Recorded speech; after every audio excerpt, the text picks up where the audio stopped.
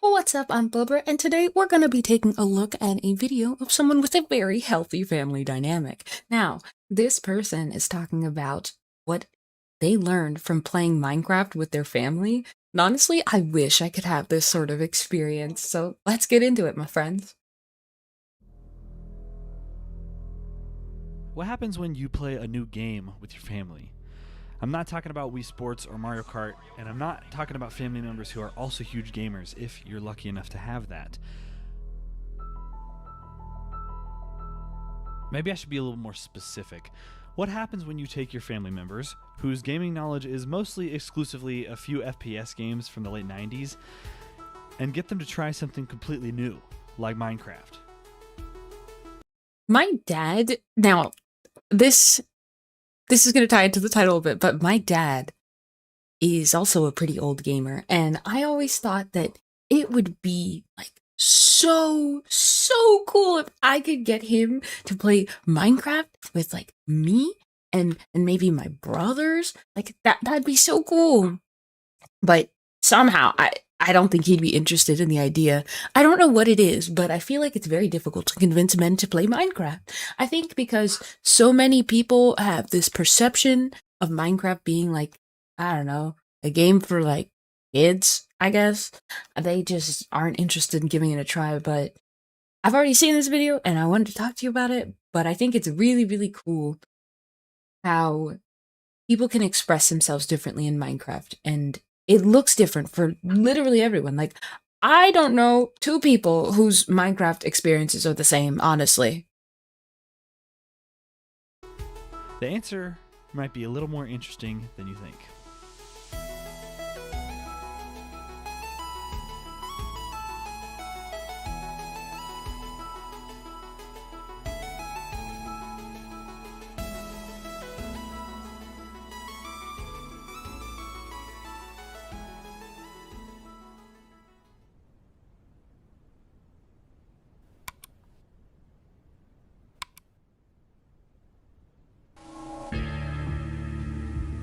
Got some pretty good games.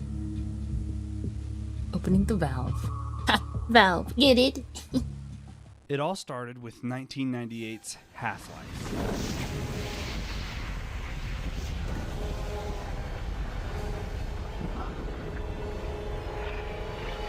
This game would go on to be my second favorite game of all time and was introduced to me by my dad. He played it back in the early 2000s when it was only a couple years old. My mom tells me that when I was a toddler, my dad would put me on his lap when he played and let me control the mouse. Probably not a good That's idea, so seeing cute. how violent Half-Life is. Oh my. That is a lot of violence for a young child, no? But honestly, I think that's really cute because I remember that like for me growing up, I played lots of games with my dad, but not like when I was like super young. No, maybe when I was like a bit older, I think. Because let me see. I think when I played games with my dad, we played like the Lego games and stuff like that, and it was really fun. Genuinely, I really enjoyed just taking some time to kind of explore worlds with him and like do quests and stuff like that. But we never really did any games that were super complicated. I think in terms of shooting games, we played like zombies and stuff like that. I love Call of Duty Zombies with my brothers and my dad. That was always a ton of fun. Yeah. But nevertheless, this is actually technically the first game I ever played. Funny enough, Wait, let me see. I don't even think I would know what the first game I've ever played was. Like, I mean, because I guess, well, for him it's easy, right? He played you were playing since you were like young, but for me it was like, what could it have been? I feel like it was definitely like some sort of flash game or something. Like I was definitely a computer gamer, definitely a computer gamer. Mm-hmm. at that age, I actually managed to get on the computer and boot up the game and even get the mouse working by myself. My mom had to call my Hello, dad at welcome work in. because I was giggling that I had gotten Half-Life to work all by myself. Around that time, a few of my uncles also really liked the game, and they began to play the game's deathmatch mode, basically just a free-for-all mode where you all try to kill each other, with my dad every so often. Allow me to introduce you to these fine chaps via, of course, their gamer tag. There's Marathon Man, my dad, who loves the laser mines maybe a little too Let's see, wait. His actual father, laser trip mind addict, and bald IRL. He really had to do that to his dad? That's crazy. much. Oh, double kill. Oh my We all gosh. killed each other. No, Dad, I didn't kill anybody, Dad. You got a double kill. Uncle 1, KJ Blue, who always needs to make sure their player skin is Let's see. Might not lose a map tonight. Mac user derogatory. When he has the power assist and the shotgun, he's virtually unstoppable. That's crazy. blue. Hey, McKay, a moment of your time. That's how I know you're right behind me. And Uncle 2, Kill. That's his gamer tag. He is the reigning What a champ of the sick name. iconic Well done. The OG server host, really good at sniping. Not his fault if he lost the match. Killbox map.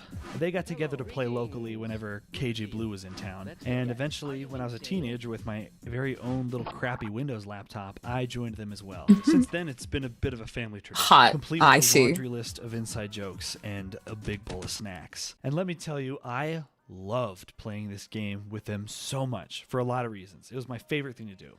First off, Yeah, see, for me, it was our like family game, and yeah, I gamed with the boys because like who else was I supposed to game with? Genuinely, answer me this, Batman. Answer me this. Who was I supposed to game with?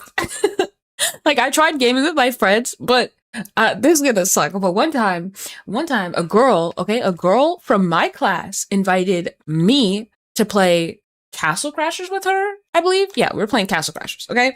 And she was so bad at Castle Crashers. It was like trying to play with a weight on my ankle. It was like, oh my god, I'd rather play solo.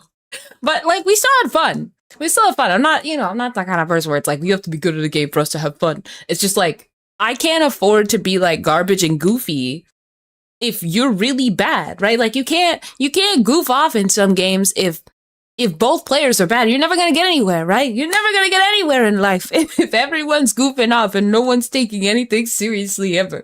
Even a little, even just a shred, just a pinch. I had been watching a lot of Node videos, but specifically their Minecraft LAN party series. We're building the house based on where the resources are. We shouldn't be doing anything until we figure out a good cave, and then we'll build near there. Something about seeing a bunch of friends in the same room playing the same game. Well, it looked so fun to my moldable little 13 or 14-year-old brain. So finally having my own gaming with the boys experience made me really happy, and it was and still is one of my favorite things to do. Second off, playing made me feel a little bit more connected to my dad and my uncles, but especially my I want to also do this where it's like, playing games kind of helps you connect with family because that's one of my hobbies too. Like I don't have like hold on. since I was playing a game he enjoyed too. Wait. Okay, I'm gonna be honest. Your girl, she does not have other hobbies really. Like, okay, I say that, but I'm kind of lying, right? Because I will play games. I'll crochet. I can knit. What else do I do? I like to draw in my free time sometimes. Like, it's kind of rare, but there's a wide variety, like a whole big wide variety of things that I like to do in my spare time. But I feel like video games is definitely something I would love to connect with family over because, like, it's fun. So recently, my dad and my younger brother and we played some Slay the Spire 2. And if you've not played Slay the Spire 2, highly recommend if you love roguelike deck builders. But that's been the kind of thing that we play together and just see where things go, see where it takes us, all that fun stuff.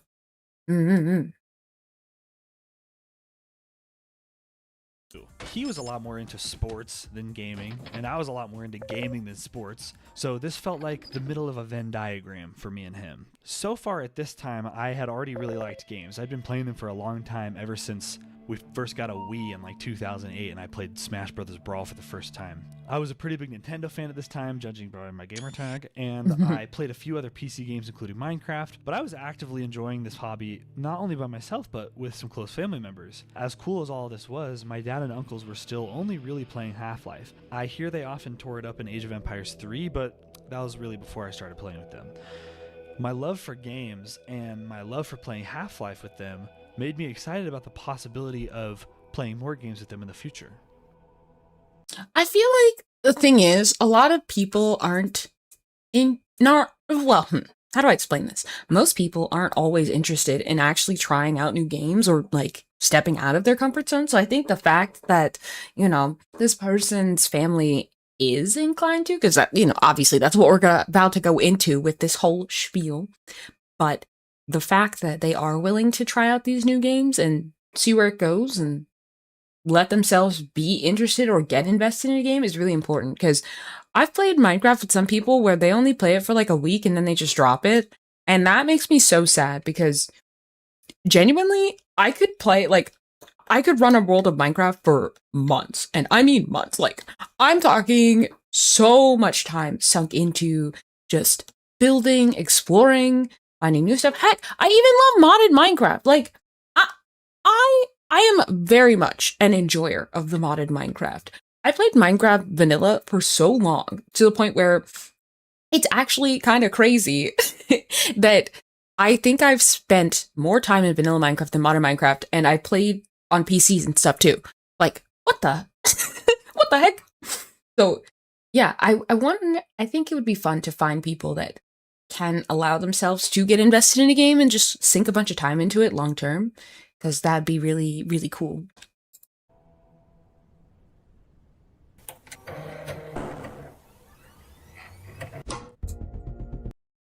Oh, my bad.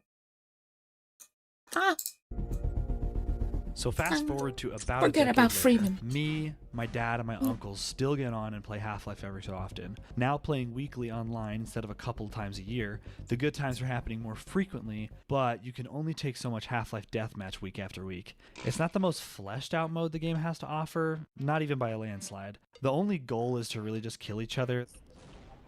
Bye-bye. Jeez, that was a fast shot, you little flipper. I think the last The weapons time. Hold on. Oh. Re- I think that the last time I genuinely just like played games with friends and like, PvP. Oh my gosh. Sorry. Skip it to the video. I'm doing terrible. The last time I actually did like PvP stuff with friends for fun, for the fun of it. People do this for fun. Crazy. But the last time I did this was like when I was like way younger, and me and my friends would play Halo. And honestly, I was never very good. I don't know how people could enjoy it, just like playing PvP and shooting each other to death. It was not my forte. I was not skilled in the aim and shoot. Okay, whenever I played games that contained guns, I was like, "Where's the shotgun? All right, give me something close range. I'm too blind for all that other shit." My aim is bad, so if I can just hit a general area, I'll be happy. Times a year. The good times are happening more frequently, but you can only take so much Half-Life Deathmatch week after week. It's not the most fleshed out mode the game has to offer, fair. not even by a landslide. The only goal is to really just kill each other. Bye-bye. Jeez, that was a fast shot, you little flipper. The weapons are really poorly balanced. Oh, Man, Honestly, it'd be very seeing how much they enjoy this easy to use a game, revolver. and they're like, I can understand what's about to happen next. are both iconic maps. Oh, what is that gun? Jeez Louise. Oh, Oh, that thing's gotta get nerfed. And we only cycled through a handful of maps, and frankly, I was just so good at the game that I was winning every single match. Suffice to say, it was getting a bit old. We tried some other Valve games like Counter-Strike 1.6 and Left 4 Dead 2, and while the latter ended up being a favorite of ours, these were still essentially scratching the Half-Life itch that had been scratched for like a decade already. Luckily, around the same time we were wanting something new to play, a little indie game was making insane waves on social media. Yes, the one and only Lethal Company. The company is hired. The company! Your very own ship. Your very own crew. Your job? Collect worthless garbage to return to the company desk. It's easy. Easy. Hoping that its cooperative gameplay would be a nice shakeup from the competitive chaos of Half-Life, we all downloaded it. Although the first play session was absolutely a disaster, because throwing these dorks into new territory after years of no gaming aside from a Valve game every so often, resulted in several minutes of technical difficulties and a lot of in-game stumbling. Okay, Oh, this no. is a tough jump that you're going to have to make. Oh, really? Oh, great. Get up to Oh, no. Oh. Yeah, sprint jump. Just sprint jump. So run and then jump. Oh, crap. What if we fall? Do we die? Okay, Dad made it. Let's see you make it, guys. Okay. Okay. Okay, one more. You can do it, kill you. Oh no. Did he- oh.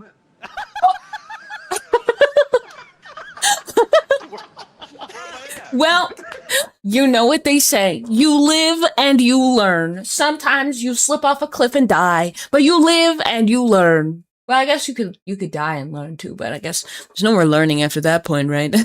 There's no coming back from that. But honestly, I think like I played some Lethal with friends and it's pretty fun. I think it's too scary for me. Not necessarily in terms of, oh, there's jump scares and this, that, or the other thing. I think there's just like this general eeriness that I don't like, that makes me uncomfortable with some of these games.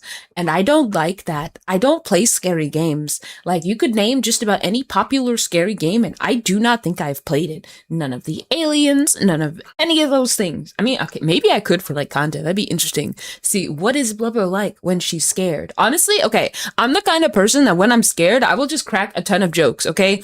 I would rather you listen to my terrible jokes than me be scared. Because I don't like being afraid. It's scary. It's scary. And I feel like I shouldn't have to be. I should not have to be. Nope. Nope.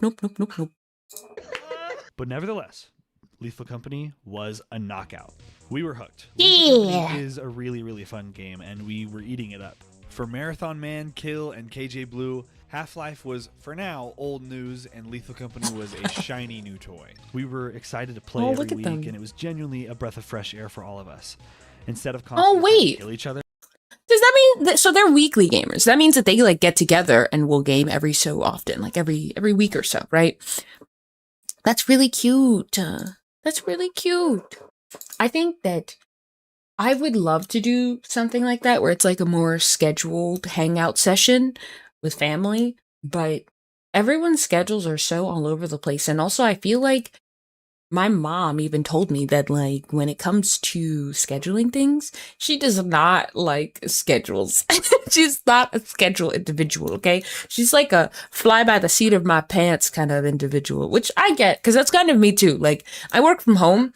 And so if someone's like, oh, hey, do you want to do a thing? Or hey, are you free to call? And I'm like, yeah, I'm always available. I'm never doing shit. Like I'm sitting at home, literally just working. Like you are now the highlight of my day. So thank you.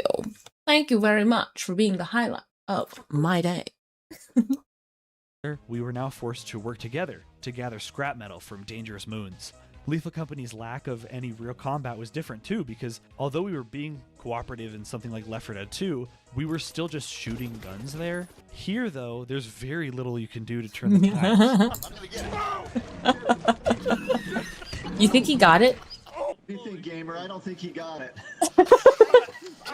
Oh my god. He's cooked. That was valiant. Since Lethal Company only allows up to 4 players, we eventually got a mod called More Company that lets other people join. So my wife, my sister, and a couple of my cousins actually ended up joining. For me, that old LAN party, gaming with the boys feeling was alive and well, and I was really starting to feel it again.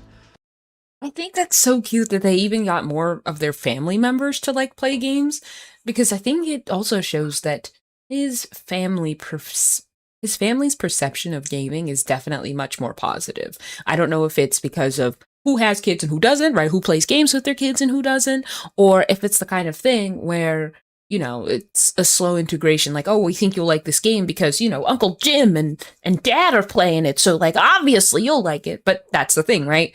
The thing that is so beautiful about Lethal Company and what people now call, friend swap games, which, let's be honest with ourselves, it's just multiplayer games. Multiplayer games are becoming more popular because more people are gaming now, right? So you're more likely to find more people that you can be like, hey, let's play this game, instead of having to invite people over your house, because who goes outside?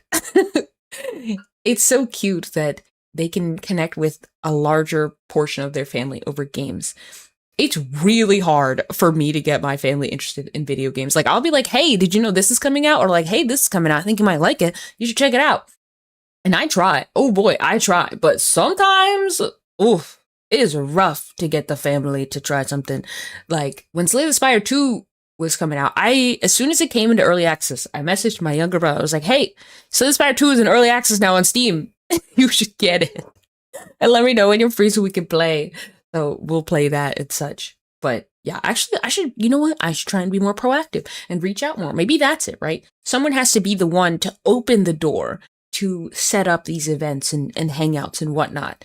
Because if the door's open, people might walk through it. But if no one even knows there is a door that's open, they're probably less likely to just stumble in and be like, hey, I'm free right now. I could play a game. Food for thought. But I started to notice something specifically with my dad and my two uncles.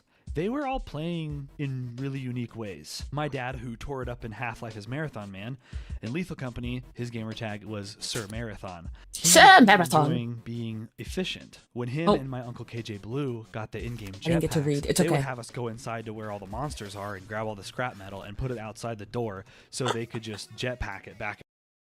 Wait, that's kind of funny. That reminds me of my friend Shadow. He's like, is there something I can do in the scary game where I don't have to interact with the scary?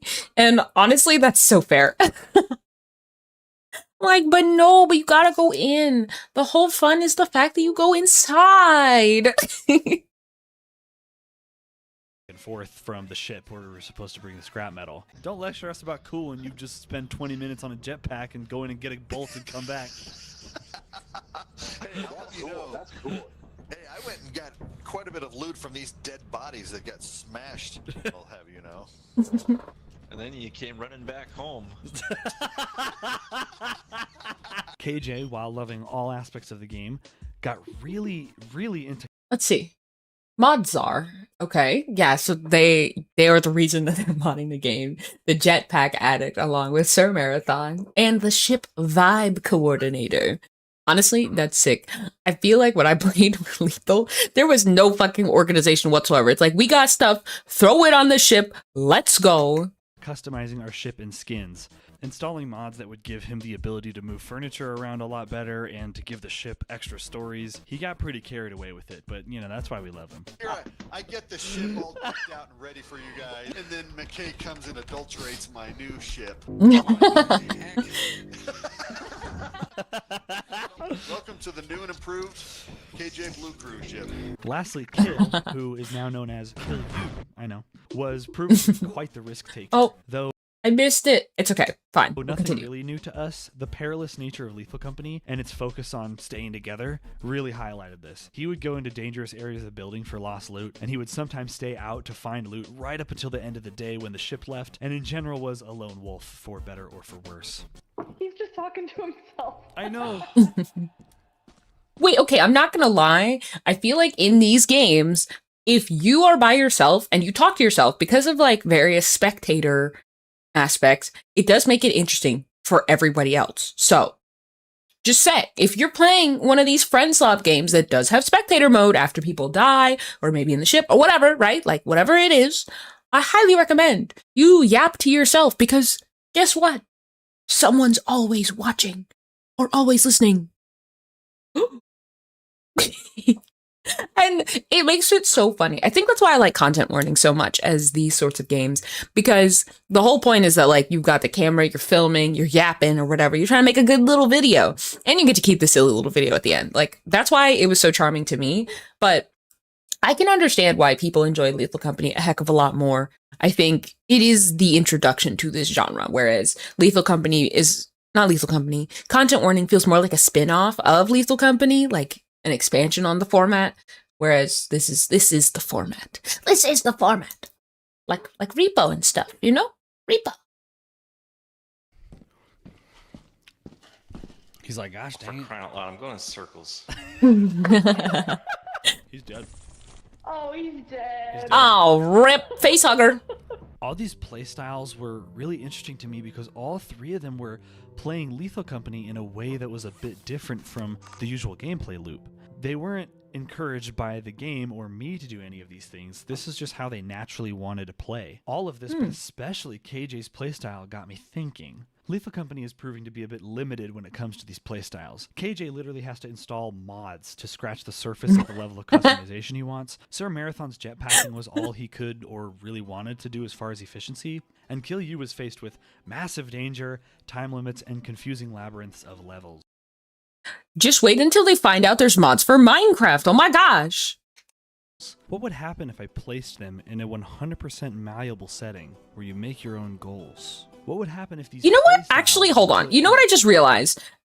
It has nothing to do with the fact that they are gamers, but the fact that they are playing to have fun. Like, they are specifically playing to have fun, to get the most enjoyment that they possibly can out of whatever game they're playing. And even if it's not the best vibe, they're still having fun with, like, family. So they don't really think about it like, oh, I'd never want to play this game again. I feel like when you play games with friends that you don't like, it's a bit different. Like, you can still enjoy the vibes of friends and also enjoy playing a game with friends and then still not like the game and not want to play it ever again. But maybe in this scenario, and maybe it's not different, maybe it's my own perception of it, but I feel like in this scenario, they are just being themselves authentically within the game. And because the game is no longer just shoot each other to death, right? You get to see their real charm. And so, yeah, I think the idea of, you like this, what if I gave you that? And then it's like if you give a mouse a cookie, right? If you give a gamer a Minecraft, he will treat it like crack. An essentially limitless world. Maybe we should try out a game that I've been enjoying myself for more than a decade. Minecraft. We need to go deeper. Into the mines! Think about it. Minecraft is a true sandbox game where the only limit is your imagination. A game where you can break blocks from the environment and place them down wherever you want, allowing you to build anything and go anywhere. It could be the perfect fit for my family. It sounded like Very a well great could. idea on paper, but I was hesitant for a couple reasons. One, they already know about Minecraft, and since they are, respectfully, older, the exposure to it that they've gotten is me playing it as a kid. So they think it's exclusively a game for kids. If See, there's that, totally okay? valid culture and That is, I think, my dad's problem with Minecraft too. Not saying like, oh, I want to get my dad to play Minecraft, but I think not just him, but some other men that I know. There are other men that are in my life that don't want to play the Mine of Crafts because they deem it for kids or whatever, right? And honestly, I feel like playing Minecraft and not getting to experience certain things is like the equivalent of like playing a roguelike game, except you didn't unlock anything. Like, you literally cracked it open. You didn't even get to try any builds because you haven't unlocked all the stuff yet. And yet you're making an opinion on the game based on not having actually unlocked like half the shit in the game. Like, I'm sorry, but genuinely, what would be the point? Because if we're going to think about this more logically, I think that there should be way more people that actually give Minecraft a try. Because there's so much you can do with it.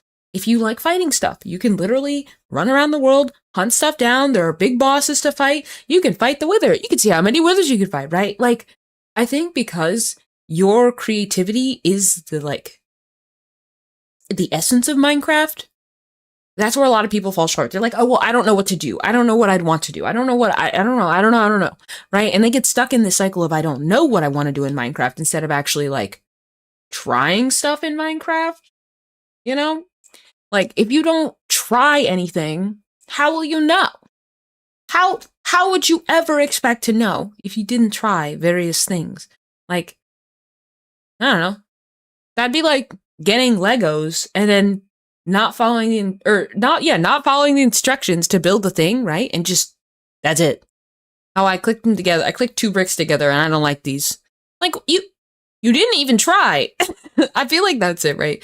People don't, and maybe, you know what it actually is? Hold on.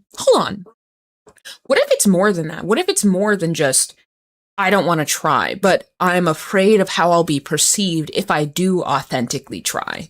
Because I think a lot of people get caught in that too, where it's like, if I'm authentically having fun with this silly little quote unquote kids game, then that means I must be immature or this, that, other thing, right? People have all these thoughts about me if I enjoy Minecraft. And I don't think that's healthy.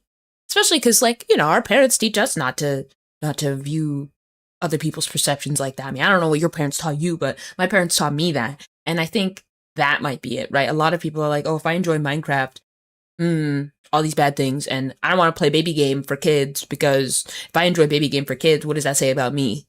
Honestly, fucking nothing, dude. It says nothing. It says nothing. If you're having fun playing your own game by yourself or with your friends or your family, and you're having a good time and they're having a good time, what's the harm in that? I don't think there is any harm in that. Food for thought. Personalities to enjoy things that appeal to adults more. So something with brighter colors and pixely graphics might not appeal to them.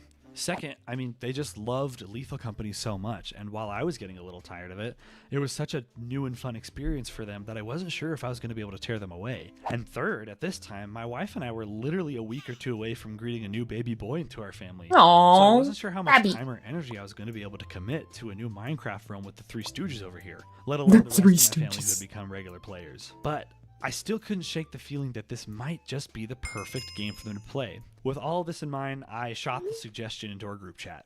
It was definitely met with a little pushback and a healthy dose of some family clowning. Ah, hell nah. Well, you're gonna try it and you're gonna like it, Dad. If we ended up caving and getting Minecraft, what's next? Roblox?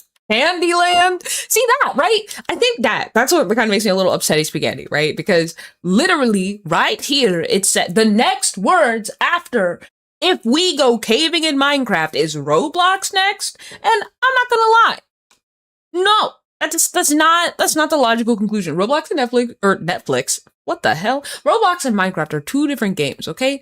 One is a sandbox and the other is a collection of games. I think it also pisses me off how, like, uninformed some people are about Roblox. Like, they're like, oh, it's a kid's game. Roblox is a collection of kids' games. It is way worse than just a game singular. It is many games, many microtransactions, and a shop. Okay? It is many, many things kids should probably not be having access to at such a young age, because I'm not gonna lie to you, even me and my friends, we were like, hey, Mom, can I get $20 to spend on Roblox so me and all my friends can wear matching dinosaur onesies? Yeah. I was one of those kids. And you know what? We did. We were lucky enough to get the matching dinosaur onesies, and it was awesome. And then I was like, you know what? I want to be different. And so you know what I did? I ended up getting a unicorn onesie because I am a refined individual and I loved unicorns at the time. I still love unicorns, but I got tired of people telling me they're not real, so now I'm a narwhal. Hi. From Kill You, but the night soon came where everyone, including my dad and uncles, had Minecraft Java Edition installed. Although and wait, hold on. Figured out the I controls think another thing is, if you go into a game with this idea, right, this grandiose, I don't know, like, way of thinking that this game is gonna play out in this way exactly. I know exactly how it's gonna go. I know exactly what I'm gonna like, what I'm not gonna like, all this stuff, right? If you don't even give it a chance, then what's the point? I think you have to give it a chance. And for each game, a chance looks different, but also that's the thing, right? A chance at a game looks different for everyone. Some people will crack open a roguelike, do one run, lose, and think the game is dumb because they lost and died. And I don't want to play a game where I die so often. Blah, blah, blah, blah, blah. Cry more, okay? That's just how it be, okay? You live and you learn, and you die and you start over again, right? Like, that's just the way that the world of roguelikes works. But with Minecraft, because it's so open-ended, there's so many things to see if you like or explore. And there's mods, okay? There's so many mods. There are so many mods for Minecraft that I think it's absolutely ridiculous to think that you will never be able to find something that you like in Minecraft. And a lot of them are free, okay? Most of these mods that I'm looking at are free. Just saying. It's not some crazy science or whatever. It's just saying. Most of them are free. My sister, wife, and cousin, already well versed in Minecraft, helped me get Aw, the cute three OGs skins. acquainted, and we all let loose and started. Picks a having Lethal fun. Company Everyone skin. got their houses going, some light spelunking sessions broke out, and we continued to play weekly. The end. What a lovely show. Thank you for sharing. Oh, wait. Minecraft might have already hooked us. Oh, KJ Oh. Blue is online. It's not our usual weekly date. Oh. I've never found diamonds, lol. I'm not so much into the far building like you guys. I care about building up defenses, fighting capabilities. Yep, that's what's so cool about it. It can almost be whatever you want it to be. It's a full experience for the mind. I looked at some of the comments under this video because I wanted to check it out beforehand. I had to do my due diligence. I'm sorry, I had to. And someone had commented, they were like an old fart, and they talked about how Minecraft is a really good exercise for your brain. I think it is. I think I agree, because you're doing whatever you want to do in a world that is fully molded and shaped by you, right? If you want to create redstone machines that rip through the world, you just look up a tutorial for how to build a world eater. If you want to go caving and create this underground little hobbit society or whatever the fuck, you can do that. Get you some spruce wood, because that's the best looking wood, and go ham. Actually, that might be controversial. I think spruce is super nice. Spruce and dark oak are some of my favorites. Although the pink wood from the cherry oaks is absolutely lovely. And I do also like what is it? The new weeping trees or whatever the fuck with the pale oak trees. I was like, it's white wood. What color is white? Pale? Pale oak trees. The white wood is really good for some of the decorative blocks. But anywho, regardless, I think Minecraft is so open-ended, and maybe that's the thing, right? Some people don't know what to do with such an open-ended game, because sometimes if you feel like you don't have any guidance, you think there's nothing left to do. If someone's not telling me what to do, if there's not a quest list, if there's not a list of things I'm supposed to be following to do, then maybe there's nothing to do. But that's not always the case. I think, and maybe this is just how I like to enjoy sort of open-ended, like open world games, but I like to just kind of mindlessly explore, and I honestly couldn't give a shit about a quest. I'm just gonna go where I want to go and look at things and see stuff or whatever. I like to just kind of get my hands dirty and experience it all. I want to experience everything. Give it all to me. All of it. I want every single last bit of the experience, because honestly, I think that is very, very important when it comes to playing Minecraft or other open world games. Like, are you guys explorers too? Because I really am an explorer. Like, I'm a really big explorer. She loves exploring and adventuring. And this is why I even play, like, dungeon crawling games are some of my favorites, because you do your dungeon crawling, you go out, you do your exploring, you do all your fighting, all that stuff, and then you have a home base to come back to. And that to me is really cool, because it's not just about it's not just about exploring, right? It's about exploring and having a place to come home to. And what's cool about Minecraft is you get to be the one that builds that home. You get to make it look all fancy, look all nice, have your farms, have your iron golems if you want them, your villagers, and all those fun things. That's what makes Minecraft really fun to me. Like, one of my favorite things to do whenever I play Minecraft, I honestly don't know why I'm like this, but it is my favorite thing of all time to, like, build up a village so that I have a humane village to trade at and what have you, right? But at the same time, it's also fun to sometimes build, like, a city for your villagers to live in. So, like, they go to work in an office building. You maybe have, like, a bakery down the street that's, like, definitely not Starbucks, but looks like Starbucks. And all that silly stuff. I really, really like doing those kinds of things because, you know, it's so easy nowadays to just torture your villagers. It's so easy to just throw them in a hole, lock them away, you know, put an item frame above their heads, so you know what kind of book they trade or whatever.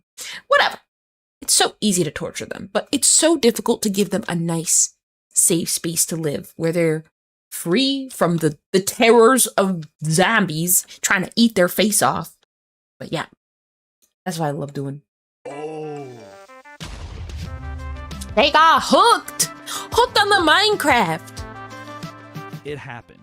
They experienced the canon event that. But wait, also, it wasn't just the three of them. You also have to remember that their family were playing too. So it was like a party sort of thing. Like it's a family event to hop on the Minecraft server, see what's new, see what people are up to, all that fun stuff.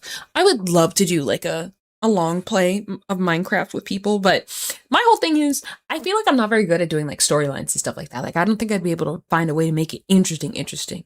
Or like, you know, keep up the gags and the jokes and all the sillies. I want to be able to do all of those, but I don't think I can do it. Minecraft for the first time experiences. Sir Marathon, Killu, now known as Trojan Rick, and KJ Blue were absolutely loving the game. Quite a bit more than Yay! Half-Life or Lethal Company. These three, in their own different times and ways, just couldn't put it down. It evolved so much more than just a casual play session every week like we were doing before. They started getting on in addition to our weekly game night. Late into the evening, during work days, and other random times, they were logged. You know it's bad when you're playing Minecraft at 2:30 a.m. and you know you have work at 7 a.m. the next day. The number of times that I would do that when I'd play a new server, because, and maybe it's this, right? When you play a new server with people, sometimes you don't know how long everyone's going to want to keep playing it. So you're like, I got to get the most out of it. We got to min-max these play sessions right now, or else no one's going to play anymore. And I'm going to be sad because I'm going to want to still play. But like, luckily for them, they all found it at the same time. So like that phase of, oh my God, we got to play Minecraft every day. This is awesome, is still there. It's still alive and thriving and kicking. Logging on and playing a ton.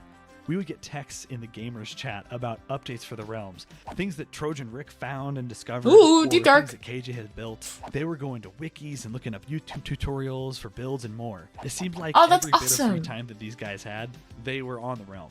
In some ways, they even surpassed my knowledge of the ins and outs of Minecraft, discovering new ways to mine and new building techniques that I, a player for more than a decade, had never even heard of. When I left you, I was but the learner. Now I am the master. Only a master of evil, God. They got so into it. KJ went crazy on his builds, customizing his space to a precise degree. Honestly, an understatement considering that in addition to his homes, he charted, landscaped, and named every area of the kingdom we had built, which he named aptly Fifeshire. I wonder if he also made like a map room. It'd be so cute to see if they had a map room. Oh, because their little village town area is so built up. That'd be so adorable.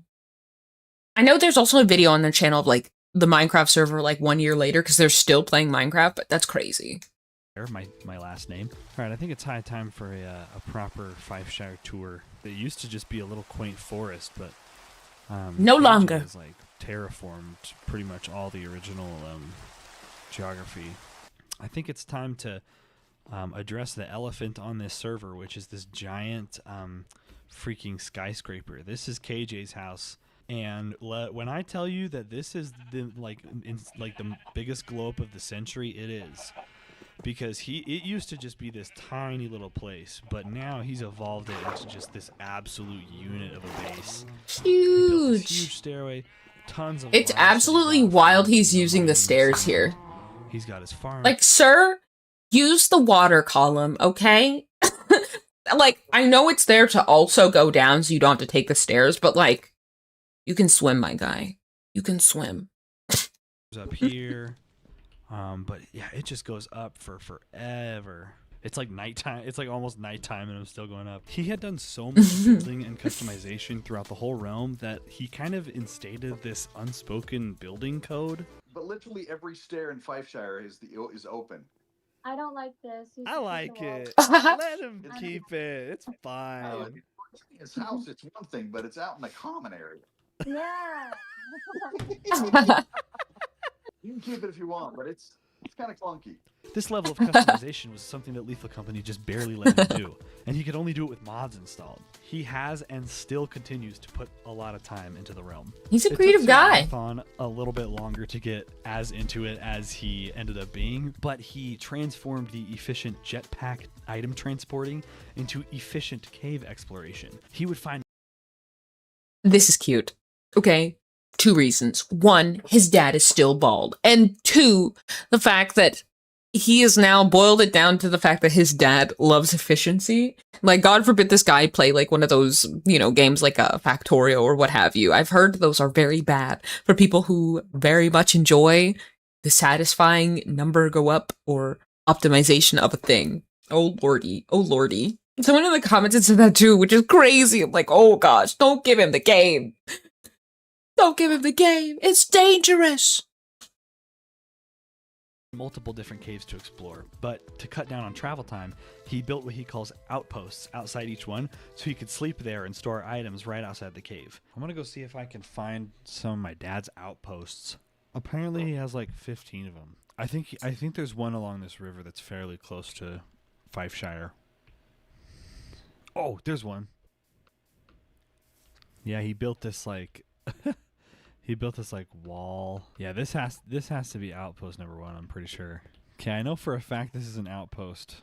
I think Trojan Rick did this to like prank him, because I definitely recognize this outpost. Let's see if we can find a normal one. Oh, there's another one. Here's another outpost. Yeah, I remember seeing this one. No, these are definitely outposts. Oh yeah, there's one up there. Oh, maybe this is the first one since it has Marathon Outpost. And Trojan Rick's headstrong sense of adventure had him playing the game like an RPG, like Skyrim, using an online seed map to find structures and chests and gearing up to explore them and take on the hardest enemies rather than building. And when do we get jetpack? If you mod the game, you can get jetpacks. But I think that's really cute that at least one of them was like, you know what? I want to kill stuff. I want to go out there in the world. I want to take down those enemies and show them who's boss. Because I don't like fighting things in my cozy comfy games. Like right now I'm playing Windrose, which I am so excited for because the building in that game is going to be awesome. I can't wait to build stuff. That's my favorite thing. My favorite thing in Minecraft is building, okay? Like, your girl, right? Me? Loves building. Absolutely loves it. It's darling to me, okay? I love building so much that even in Windrose, there's a ton of fighting. I die a bunch. I don't care. I don't care about dying. As long as I can get my stuff back, it's whatever. But I just want to get to the point where I can build really cool stuff, because I saw in like the trailer for Windrose or whatever, the build that someone was doing. I was like, what the? This is amazing. And also, I like that they have some prefab buildings so that like you can do starter stuff and not have to care about it too much and then just like go. Because I'm not gonna lie to you. I genuinely hate doing starter builds. Like, I like doing main builds. Like, I will literally be a homeless hobo until I build my main building, because I would rather just like put my chests in a hole in the ground than actually build a dirt house. Or even like a villager looking esque house. I don't want to do that. I don't like it. No. It's not for me. When do we go to war? Once we go to war. Yeah, seriously. We need to have wars. And of course, just like Lethal Company, he sometimes bit off more than he could chew. Okay, so you might be thinking, so what? You know, you introduce a fun game to them and they have fun. What's the big deal, you know? That's kind of why I wanted to share this story in the first place. What makes this so interesting is...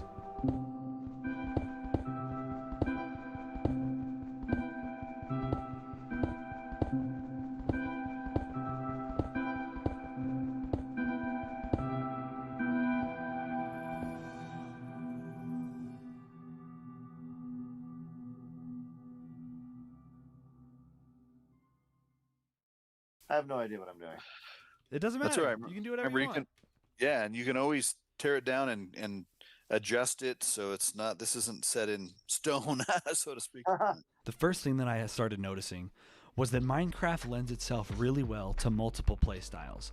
Just as I was hoping, Minecraft's infinite and open nature allowed the way they played Lethal Company to run totally wild here. Guys, I like how we play in Lethal Company is translating exactly to Minecraft. Trojan Rick is going off on his own.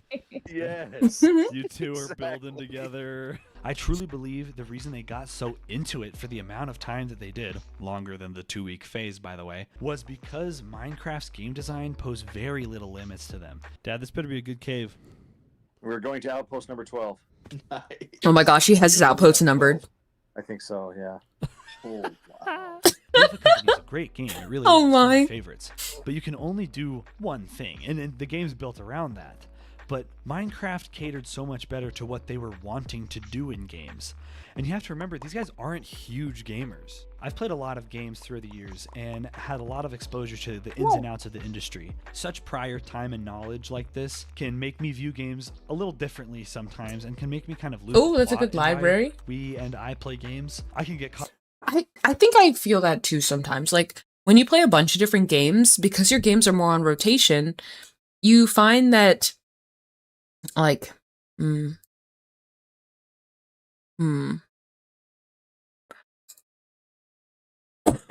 sorry. When you have a lot of games like in your library in rotation and you game a lot more frequently, I feel like your perception on games and like the way that you play them to have fun is very different. And that's where I was talking about earlier, where people's trial periods for games, like they're vastly different because not everyone is going to play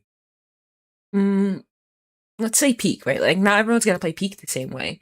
Like someone who regularly plays like games where you're trying to do a simple task a lot is gonna view Peak a lot differently than someone who maybe has only ever played FPS games. They're like, what the fuck do you mean you just handed me a mountain and I have to climb it? What? There's a different learning curve for everyone based on the knowledge that you have. And it makes it really, really interesting to see how that comes out. Like here with his family, it is so interesting that his dad is like, we're going mining. Like he just mining. He just wants to mine. He's in the mines. Like they've been playing for forever and he's just in the mines, okay? And is caving and stuff, which honestly, it is honestly crazy because I feel like if they had played Minecraft before the Caves and Cliffs update, his dad would not enjoy Minecraft nearly as much as he does now. Isn't that kind of crazy? Like, you know, because that update changed a lot. And then also there's the Illage and Pillage update, right? With the Illagers. So I think if his family had played Minecraft in an earlier state, they would not be enjoying it as much. The one uncle that likes building and stuff, he probably enjoyed the same, but the other two probably wouldn't as much because they wouldn't find as much to do, right? Because of how Minecraft is now, excuse me, by the way. Because of how Minecraft is now, it is much more efficient for you to go caving than to just strip mine, which is honestly very boring. But like, if you're trying to min-max your diamonds, you know, back in the day, you're at Y level 12, you're min-maxing your diamonds. That is no longer a thing. You better throw your ass in the deep dark and better hope you find some good chests with some good loot in it, or just start hitting end cities. You know, like there's many ways to try and get good resources nowadays. But Minecraft is such a different game. And yeah, I genuinely don't think they would be enjoying it as much if it weren't in the state it is in today. Like, Minecraft is in such a better place now than it was years ago. And I feel like some people don't understand why it's one of the biggest games in the world and it's applicable to all audiences. Like, Minecraft is not just for kids. It never has been just for kids. It is a open world sandbox game where you can do whatever. Like, I know, you know, the term sandbox is a kid's thing, right?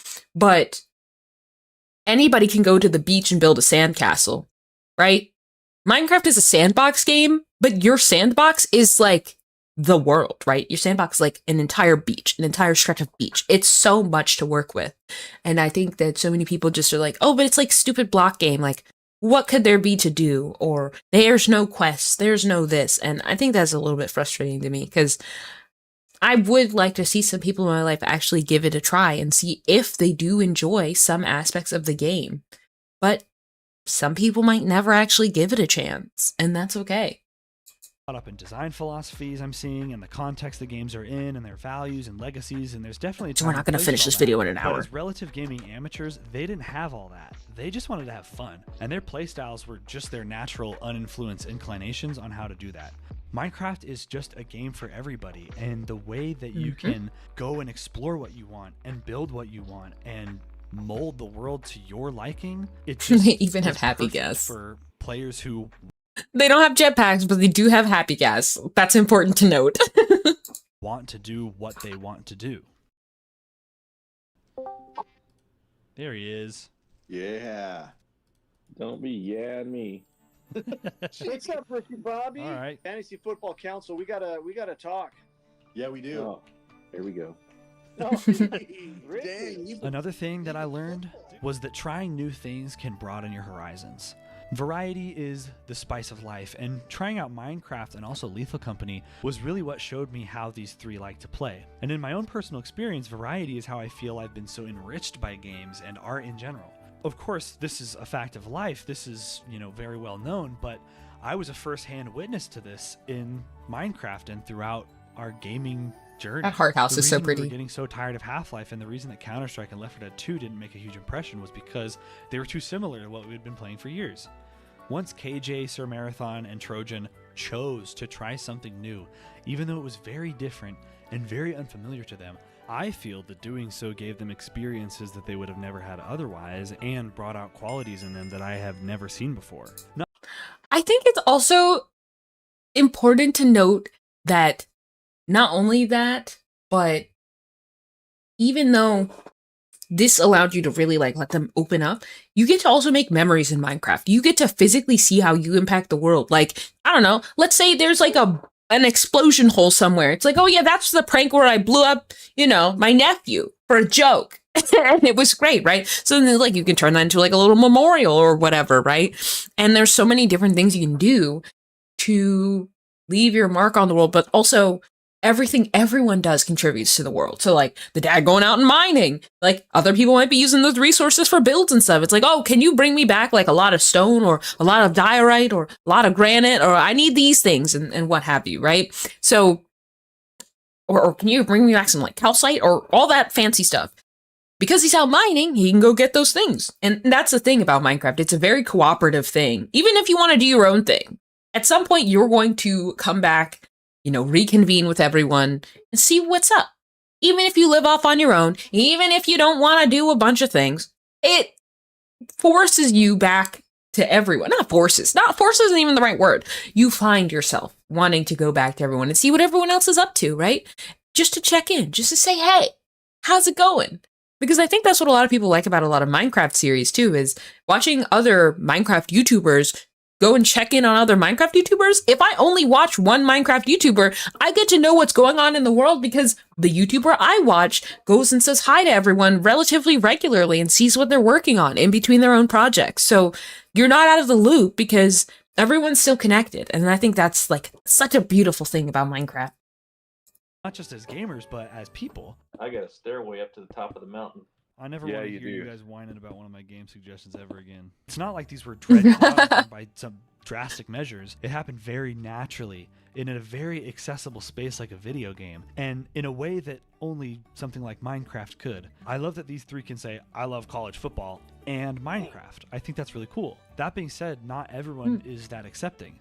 My uncles didn't want to play Minecraft at first. Yeah, they were Some not people simply interested. just don't open themselves up to things. So I guess another thing that I learned is to be curious and sincere when trying something you're unfamiliar with. The person sharing it with you clearly cares about what they're sharing, and at the very least, they care enough about you to share it with you. There's probably a reason for that. Go figure out what it is. I'm gonna put some Aw. lanterns on top of the chicken, McKay. That'll look cool. Nah, that's okay. You don't want to. That's really The sweet. chief architectural engineer is speaking, and the mayor says, it's all right. Imagine lights all around. The second I log off, he's going to scurry up there and throw some lights on it. Playing Minecraft also helped us appreciate our differences. Probably the most surprising and compelling thing for me was how Minecraft brought us all together. We are all pretty different players, not just me and the Three Musketeers over here, but the rest of my family regularly joining us as well. I love seeing the Jetpack Bros work together. I know, right? You can't just leave the leave the guy to flounder alone. And Yeah. Sure you can. You can't just tap the floor. Now, of course, when you share something with someone and you both like it, of course you're going to bond. But I'm talking about more than that. Minecraft posed something even more interesting than just liking the same thing or even being in the same digital worlds like in Lethal Company or Half-Life. In those games, you all have the exact same goal, so something like KJ's ship customization, while great and definitely something we were all partaking in, it's not really super productive to the overall experience and the overall gameplay.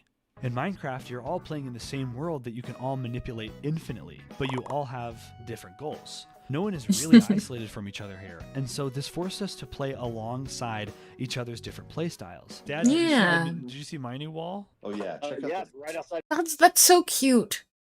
But yeah, that's the thing though, right? You have to be willing to give it a chance. If people aren't willing to give something a chance, then nothing will come of it, you know? And it's unfortunate. My door. KJ is more of a builder, and Trojan Rick is a lot more into exploration and combat, but they're doing these things at the same time, in real time, in the same space, alongside each other. Holy crap, this is bigger than the last one. It's all amethyst? Yeah. Camille, Holy this is crap. awesome. Hey. I haven't seen this. You guys This haven't is so seen this yet? pretty. Oh, nice. No, I've never seen an amethyst room. They're cool. Pretty Yeah. cool. There's kind of this inherent unspoken respect that comes from that, I think. While mostly playing how they like to, KJ would sometimes join Trojan on expeditions to kill the Warden, or explore a cave that Sir Marathon built an outpost by, and Trojan would come tour KJ's massive builds whenever he finished one. It's a microcosm of how... I Wait, think you know what his dad We should all do? Honestly, his dad should build like a rail system, which I don't even know if they've seen minecarts and stuff, but they've been watching YouTube content about Minecraft, so they might have stumbled across it. But he should build a minecart system so he can like send chests of things from his outposts to their like main base. That'd be so crazy. Oh my gosh. Wow. Big brain idea. a lot of differences, a lot to disagree with, but these three middle-aged men playing Minecraft helped me see that it's possible to respect differences and live alongside them and even be curious about one another every once in a while. And of course, this happens with my family in real life, but when it's in a setting like this, it's packaged in such a pure and simple way. Another thing that this taught me and really proved to me is that gaming is a totally valid and wholesome activity for families. And I'm talking video games in general, not just great games made for families like Mario Party or Mario Kart. It seems like the usual consensus among... I'm not gonna lie though. I'm not a Mario Party person and I am not a Mario Kart person. I don't really vibe with driving games like that. I think I just don't like driving in general. Like, okay, your girl can drive. However, the thing is, your girl does not enjoy driving.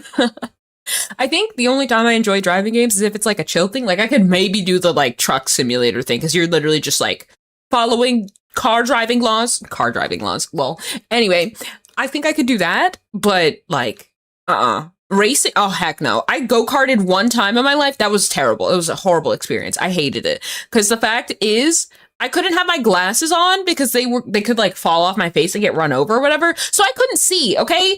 Imagine trying to drive a go-kart blind. Like, guys, I'm close enough to almost be legally blind. Okay, this was a horrifying experience. Like, I could barely see the turns. I was like, literally get me out of here. I went because it was my friend's birthday and I wanted to participate in stuff, be a good friend. I wanted to be a good friend. But like, what the heck? Ugh. Never again. You're never putting me in a go-kart ever again. Ew. Simply gross. Especially the older generation, is gaming is bad for you and it rots your brain, blah, blah, blah. And yeah, it totally can. Oh my God. But at least for me... Oh, the people who think that gaming rots your brain is so crazy to me. I'm like, dude, if you consume too much of anything, it's bad for you, okay? That's just like point blank period. If you drink too much water, it can kill you. So it's the same thing. If you play too many video games, it can kill you. And I say this because like if you decide to partake in certain activities in a way that you neglect your own life, then yeah, that's bad. That's what we call an addiction. Crazy. So yeah, it's not that video games are bad. It's that some people who maybe didn't know they had certain habits before video games then started exhibiting those habits. Like people who didn't realize they were prone to probably getting a gambling addiction, getting into loot boxes and stuff like that, right? or, you know, that sort of thing. I think the whole video game violence thing is dumb. That's dumb. Okay. There are books about crimes that happen all the dang time. People read those and they're perfectly fine. And you could also make the claim that people are like, oh, but like violent books, blah, blah, blah. It's the same fucking argument. Okay. Just a different media. That's it. But on the note of video games are valid, you just have to make sure you're not abandoning your life for your video games. It's that simple. Crazy. And in my experience, if you're just playing predatory live service games or putting video games before more important things, those kinds of things can definitely be harmful. But those kinds of things don't mean that gaming is inherently bad. When you play the right games for the right amount of time with the right people, gaming can be extremely good for you. And it sure is for my family. Even though my uncles and my dad were on a lot, it's because they were experiencing something new and good and exciting, and it was adding to their lives rather than taking things away. Despite my hyperbolic title, they were still giving a healthy and enthusiastic and cheerful amount of time to the game, and they were seeing the benefits. Fun, creativity, and quality time. Oh, who we are, that last the one's things important. that we love can start in the home. The beauty and fun and art of the incredible world of gaming is a part of who I am. I like to think that the seed of my love for video games was subconsciously planted by me finding my way onto the computer and managing to open Half-Life as a toddler. And I only attempted that because I knew my dad liked it.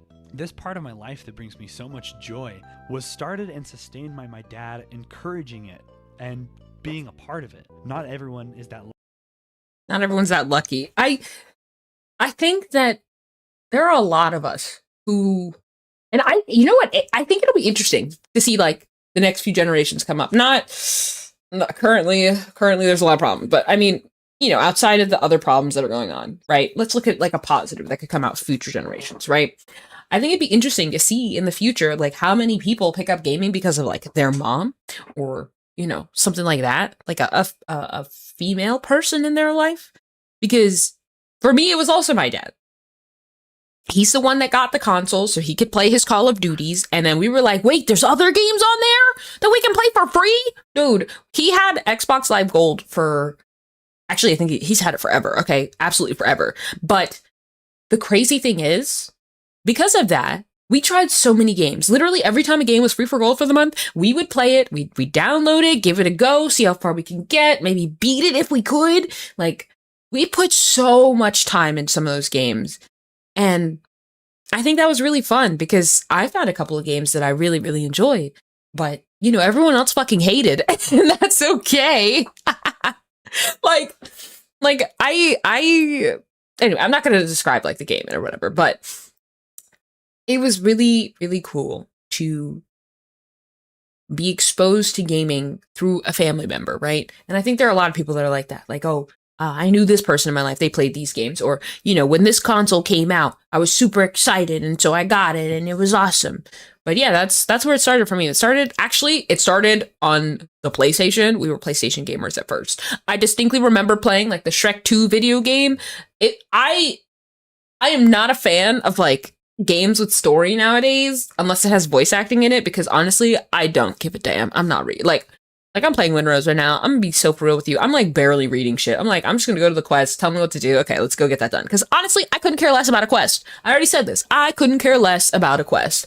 I simply want to build. I simply want to explore. I want to farm. Okay, let me build my little banana farm and have a good time. That's all I want. But anywho. I'm getting on a tangent. I'm literally so tangent coded. I'm sorry. We're gonna get back to the video. Lucky to have a scenario like that, but regardless of your circumstances, something good in your life can start and be nurtured by sharing it with people you love and vice versa. You never know what can blossom into someone's life just by sharing what you care about, even if it's in a small way.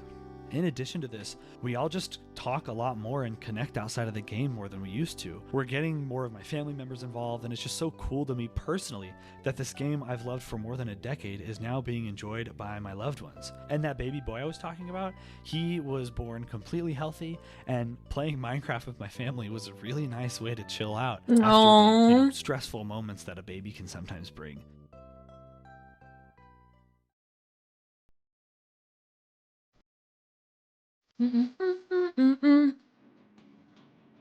All of these things are what elevates Minecraft from being just a game. This is what elevates any video game to be so much more than just code and pixels. I worry that people will hear all of this and how it's about Minecraft and immediately write it off because it's just a video game. But when we write off games as nothing but a time waster for kids, we're dismissing the potential they wield for good. The good that I've been feeling for years and witnessing with my family right now.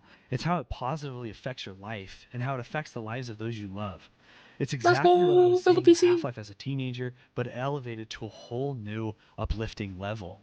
Everything I've learned and experienced from playing video games with my Games are family so fun. legitimizes video games, or at the very least Minecraft, as just as meaningful a way to spend your time as watching a movie or reading a book or experiencing any other form of Not art. lethal in VR. And yet I'm so grateful to have video games and the opportunity to share them with people in my life because of the way they can foster such beautiful Right. things that other forms of art just can't in the same way. Anything that inspires you to do and be good is worth sharing with people because chances are it's just going to inspire them to be good and do good too, even if that thing is a video game like Minecraft. Aww. Hey, we have almost everyone on here tonight. Is Outpost number 12? Oh. Outpost number 12. Oh. What'd you do here? Lovely glass tower. This is the very pool where I killed my first Enderman. Whoa, diamond over here, Dibs. You haven't. No, man, this is awesome. So what do you think about it? So what? I'm just holding. Oh, yeah, there's some gold right here. Yeah, thanks, guys. Bye, Dad. Alright, listen Yeah, I'm gonna head out too. time. Yeah, see you guys. Aww.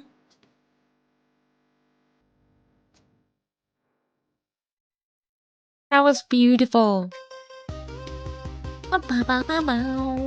Okay, I definitely can't let that play. But that video was awesome.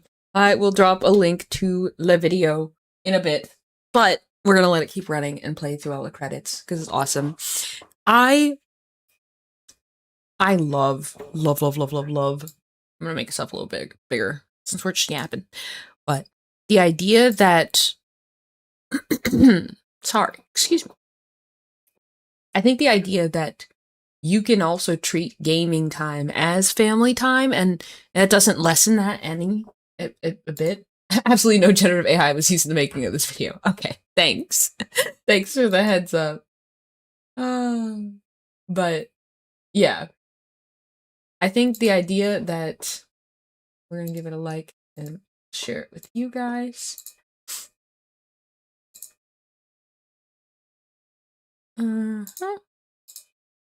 Please check out the video. Please give it a like, all that good stuff. Interact with it however you see fit. But honestly, I think the idea that gaming with family is still family time. It's like sitting down for a board game night, except you're just playing a video game. And I think that people who view those two things differently are kind of missing the whole point of game night with family. That's why at one point I was really interested in trying to plan like a family game night that we do every month. So like we bring everyone over, we've got consoles, we've got board games, we've got the works, right? So it's like you can partake in whatever game you want to play. If they're playing like party games upstairs on the Xbox, then go play some party games, right? If you want to join in for, you know, gestures or like the acted out sort of board games, then we can do that too. Someone wants to run freaking poker in the dining room. All right, go for it. Although you're only allowed to gamble candy because we will not. You're gambling for candy and bragging rights like that. That's how that works. Okay. Or maybe like literal chips. Like imagine if you were gambling, but like for real chips. But I don't think I'd want other people's grubby little hands on my chips. And also then you're eating money. Like I'm crazy. No, I'm kidding. But yeah, gamble with potato chips, not real chips. Okay. Stay safe out there, everyone. Stay safe. But anywho, thank you, my friends, so much for watching. I hope you have a great rest of your day. Be sure to eat something delicious for me today and travel safely so that I can catch all you dudes tomorrow. Bye-bye!